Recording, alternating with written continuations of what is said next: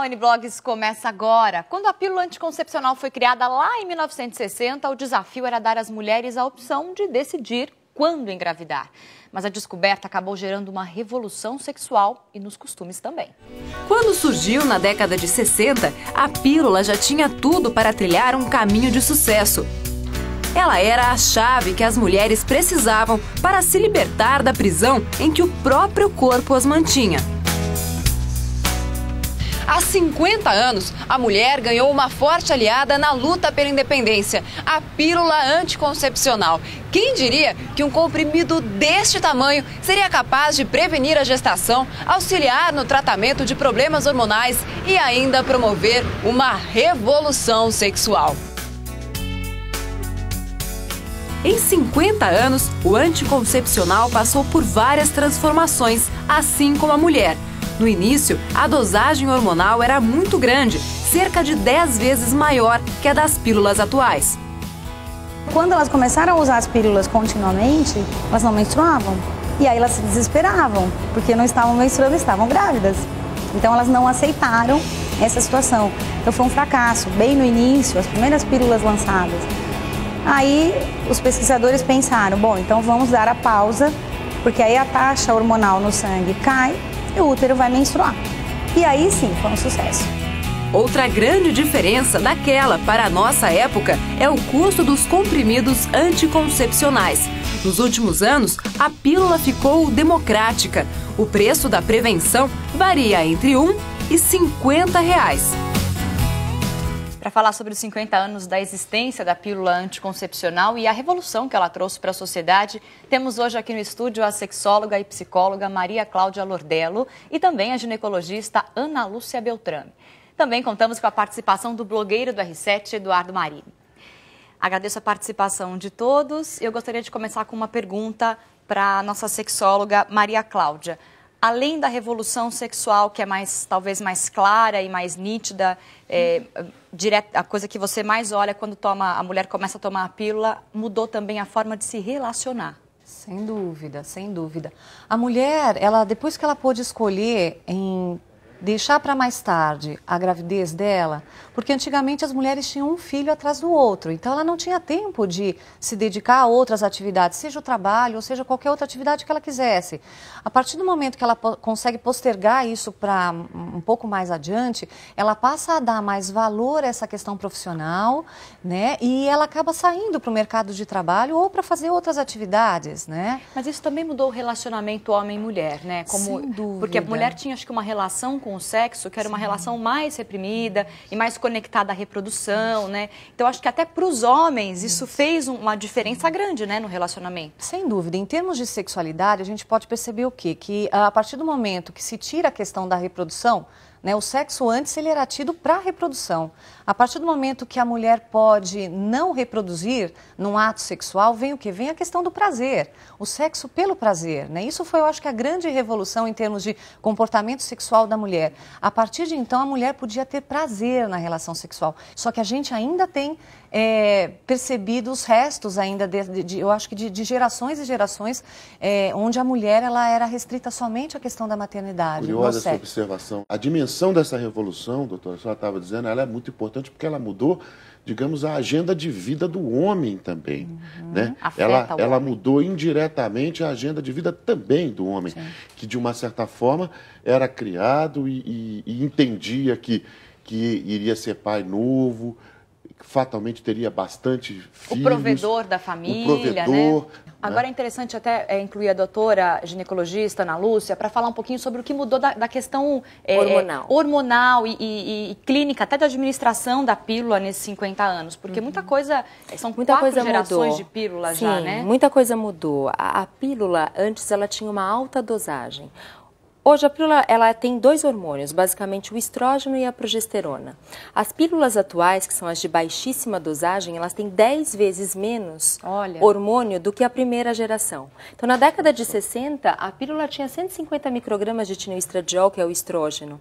Já no na década de 70, essa dosagem passou para 50 e depois para 30. Hoje a gente tem de 20 e de baixíssimas dosagens de 15. A mesma coisa com outro componente que é a progesterona, o progestágeno. Então, assim, as doses elas foram diminuindo. Sem perder a eficácia de prevenir a gravidez. Sem dúvida. O risco estatístico da prevenção, ele também diminuiu? Ou hoje você tem... Estatisticamente é o mesmo nível de segurança? É o mesmo, o risco é baixíssimo. Então, a pílula anticoncepcional ela tem uma proteção maior do que 99% quando ela é adequadamente utilizada. Isso quer dizer exatamente o quê? Isso significa que não basta você tomar o anticoncepcional, você precisa ir ao médico para que ele lhe oriente como usar esse contraceptivo, o que fazer quando você esquece uma pílula, como se prevenir, porque não adianta você ter a pílula e não saber como usar. Muitas adolescentes procuram o consultório da ginecologista, do ginecologista, até para tomar a pílula, até com uma idade bem, 15 anos, sim, imagino, 16. Até a partir de que idade pode tomar o anticoncepcional? Então, habitualmente a partir dos 14, 15 anos a menina já pode, a partir da menarca, da primeira menstruação já pode usar o anticoncepcional. E esses anticoncepcionais de última geração, que a gente tem um baixo nível hormonal, eles são ótimos, porque o nível de efeitos colaterais, ele diminuiu bastante. E isso é uma vantagem para essas meninas novas que estão querendo começar sua vida sexual e tentando se prevenir. E eu acho que isso, você pode dizer melhor, a relação entre pais e mães e filhas, é uma relação muito aberta, porque antigamente as mães não falavam com as filhas de contracepção, de anticoncepcional. Hoje elas levam as filhas no consultório, mesmo antes delas terem a primeira relação sexual. Olha, eu quero que você oriente minha filha, o que é uma coisa muito bacana, né? Como é que trabalha com essa menina, essa jovem que procura um consultório de uma ginecologista, um ginecologista, de um sexólogo, para poder... Não, eu vou tomar a minha pílula, eu vou começar a minha vida sexual, administrar a minha vida sexual. Muitas vezes nem a família sabe disso. A partir dos 14 anos, o adolescente, a criança, ela tem direito ao sigilo médico. Então, se ela vai ao consultório, mesmo sem os pais, e ela não tem um risco de morte, alguma coisa assim... Grave, nada grave, é nossa obrigação orientá-la. Então, acho que o papel do ginecologista para essa adolescente que está procurando a contracepção é você esclarecê-la, mas esclarecer também que o uso do anticoncepcional, ele não vai prevenir as doenças sexualmente transmissíveis. Porque isso é um ponto importante. Exatamente. Muitas mulheres no Brasil, eu tenho um dado aqui, acho que são 16 milhões de mulheres na América Central e do Sul, aí incluem vários países, inclusive o Brasil, que usam a pílula anticoncepcional. Mas isso não impede que doenças sexualmente transmissíveis sejam adquiridas durante a relação. Exatamente. Com o uso da pílula, vocês observam a diminuição do uso da camisinha ou coisas do tipo? É sempre um ou risco, outros métodos? Né? É sempre um risco, porque existe aquela ideia, bom, eu estou preservada de uma gravidez, então tudo bem, eu posso ter uma relação sem o preservativo com meu namorado, né? Isso é um grande risco, né? Porque acho que a pílula veio e deu conta de uma necessidade da contracepção, mas depois... A sociedade se deparou com a questão das doenças sexualmente transmissíveis, a questão da AIDS, que veio logo na sequência, umas décadas depois, né? E aí a gente teve que tomar algumas outras providências nesse sentido, né? Que é retornar para o uso da camisinha. Agora, tem uma coisa interessante que a gente até viu na reportagem, que abriu aqui o nosso N-Blogs de hoje, sobre o preço do anticoncepcional. Então, existem várias faixas de preço, e quer dizer que isso dá para atender uma demanda de todas as classes sociais, e até acho que tem distribuição gratuita também? Sim, nos postos de saúde, sim. E por que essa diferença de preço, isso muda na eficácia do remédio? Na eficácia, não. Muda um pouco nos efeitos colaterais. Ah, sim. Então, porque as pílulas de última geração, elas têm menos hormônio e hormônios melhores, né? Então, por exemplo, hoje tem uma progesterona, que ela é uma progesterona que tem um efeito diurético, então a mulher ela não incha tanto, então a dose que ela pode ser usada é uma dose menor, e por conta disso, por causa dos estudos, ela acaba ficando um pouco mais cara. Mas realmente tem pílulas de muito baixo custo e pílulas que chegam ao preço de R$50. Na verdade, o desenvolvimento da pílula tem a ver com a questão das pesquisas, né? Sim. As mais novas, mais caras, as mais tradicionais, mais baratas. Sim. Até por questão de patente. A gente falando sobre a revolução que a pílula anticoncepcional fez na vida da mulher e na sociedade. A gente vai conversar agora com o blogueiro do R7, Eduardo Marini, que postou sobre esse assunto no blog dele. A questão comportamental foi o que você abordou, é isso, Marini? Eu não tenho o talento, a profundidade das doutoras para discutir clinicamente, sob o ponto de vista clínico específico, né? Então eu fiz uma discussão, quase uma efeméride ali dos 50 anos, desse meio século de mudança comportamental, da influência que a pílula teve, não só na vida da mulher, na vida dos homens, dessa questão de ter organizado e dado instrumentos para você ter uma agenda melhor de vida, de planejamento da sua vida, da vida dos seus filhos. Então agora vamos ver uma reportagem sobre as revoluções nesses 50 anos de pílula anticoncepcional. Apesar de ser o principal método contraceptivo da brasileira, ao lado da laqueadura, a pílula ainda não conseguiu se desvencilhar de alguns mitos. Um deles você já deve ter ouvido. Será que as pílulas diminuem a libido feminina?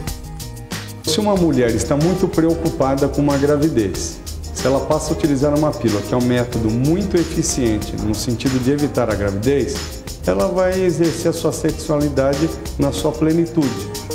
Pronto, mais um mito desvendado. Outros métodos contraceptivos já surgiram no mercado, como as injeções anticoncepcionais e o implante subcutâneo, que libera diariamente uma dose de hormônio no organismo. Existem ainda adesivos com a mesma função, mas a pílula ainda é a preferida das mulheres por vários motivos. E que ele é um método extremamente seguro e eficaz. Eu acho que esse é um ponto muito importante. Terceiro ponto, ela pode trazer outros benefícios afora evitar a gravidez, que são muito importantes para a vida da mulher. Segundo o especialista, a pílula cinquentona ainda tem muito trabalho pela frente. Vai ser difícil aposentá-la. O que pode mudar são os seus consumidores. Talvez daqui a 20 anos a gente esteja falando até de métodos anticoncepcionais exclusivamente masculinos, o que tiraria do ombro da mulher, talvez, esse ônus da contracepção. Homens tomando pílula? Será uma nova revolução.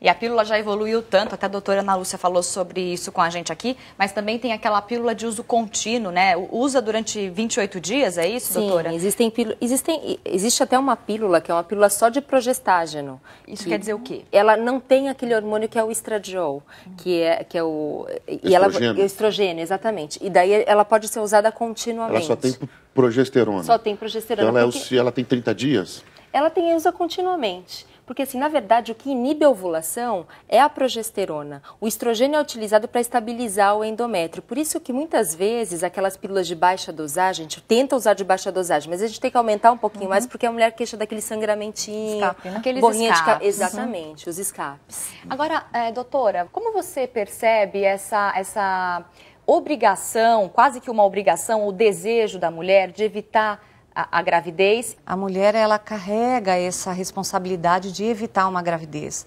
Talvez por ser ela que engravida, de fato, né? E sofre as consequências daquela gravidez. Então, se a gente pudesse atribuir isso ao homem, será que ele se responsabilizaria, né? Será por tipo assim, não pílula, deixar a esposa grávida, tipo uma por pílula exemplo? para o homem, será que um dia isso vai existir? Talvez mais difícil do que desenvolver cientificamente a pílula masculina vai ser confiar que o homem vai usá-la com responsabilidade. Exatamente. Assumir essa responsabilidade. Agora sim, são 50 anos do anticoncepcional e eu fico pensando que já ocorrem outras revoluções no desejo de prolongar a maternidade, a gravidez, como congelamento de óvulos. Isso é uma tendência forte, já vem acontecendo e é uma tendência forte para os próximos anos, além do uso do anticoncepcional. Mas como seria isso? Eu uso o anticoncepcional ou deixo de ovular?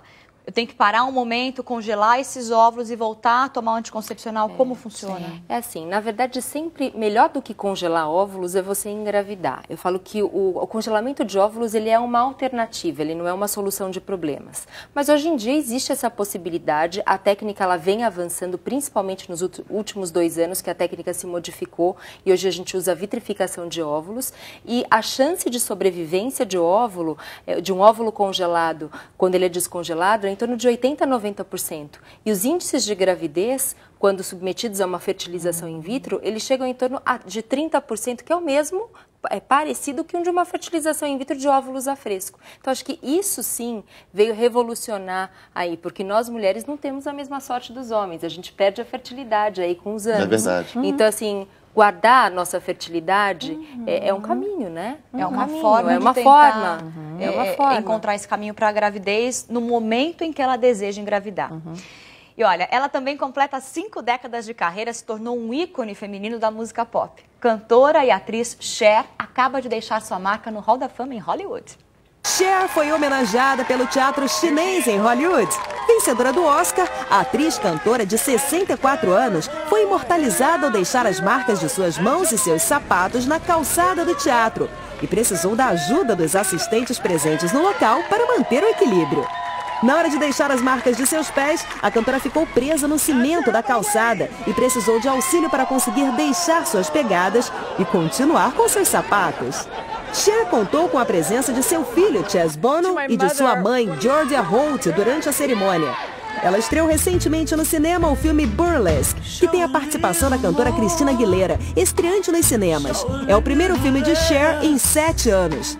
Ela começou sua carreira na década de 60 como cantora e estreou como atriz nos anos 70. Em 1983, ganhou o Oscar de Melhor Atriz Coadjuvante pelo filme O Retrato de uma Coragem. O teatro chinês foi fundado nos anos 20 e é uma das principais atrações turísticas de Los Angeles. Cary Grant, John Wayne e Judy Garland fazem parte de um time de 200 estrelas que foram imortalizadas em sua calçada. Voltando a falar sobre a revolução do anticoncepcional na vida da mulher, na vida dos casais, enfim, a mulher vai adiando um pouco os planos da gravidez, os planos de ser mãe, porque ela quer cuidar da carreira, ela quer viajar, ela quer fazer outras coisas que com um filho ficaria um pouco mais difícil. Mas você acredita que isso também tem atrasado um pouco demais a gravidez, já que a gente perde a fertilidade e já que, enfim, existem muitas mulheres que eu escuto na televisão, são pessoas instruídas e que trabalharam a vida toda, enfim, e que assim chega uma forma, puxa, perdi a hora de engravidar, passou, não quis abrir mão naquele momento, nem depois. Isso gera um pouco de angústia também na mulher, porque a gente fica dividido entre ter o papel de ser mãe e ter o papel do trabalho. Acho que a partir do momento em que se abriu esse espaço para outras atividades na vida da mulher, eu acho que é uma tendência, não só no Brasil, mas como no mundo inteiro, de diminuir o número de filhos, né? Eu acho que nós vivemos, numa sociedade um pouco mais individualista mesmo. Eu acho que é uma tendência daqui para frente. A pílula foi um instrumento de ajuda para essa mulher que saiu, que foi trabalhar, que hoje tem até mais problemas cardíacos do que tinha há 40 anos, porque foi para a rua, porque vive no trânsito, porque assumiu as atitudes que até 40 anos atrás eram exclusivas dos homens e tal. Mas um ganho também interessantíssimo da pílula é a questão da gravidez, quando a mulher, às vezes, da gravidez de risco, que às vezes aconteciam por acidente, e que você, sobretudo em lugares mais remotos, na medicina, você tinha índice de mulheres maduras que morriam no parto por algum problema de já não ter condições físicas de concluir aquela gravidez. E se a gente imaginar a quantidade de mulheres que deixaram de sofrer por isso em função da pílula, é um ganho para a humanidade fundamental. Sem dúvida. É isso aí, a pílula vai trazendo um monte de mudanças na vida da mulher, na vida dos casais, mudando a forma de encarar a família e encarar a profissão. Infelizmente, o tempo de hoje acabou, o N-Blogs vai ficando por aqui, mas eu agradeço a participação de Maria Cláudia Lordello e também de Ana Lúcia Beltrame, que conversaram com a gente sobre a revolução da pílula, também do blogueiro Eduardo Marini, sempre com considerações interessantes para incrementar o nosso papo. Você pode participar do N-Blogs, é só mandar sugestões para o nosso e-mail que está aí na sua tela ou seguir o programa pelo Twitter, nosso microblog, N-Blogs TV. A gente se vê amanhã. Tchau!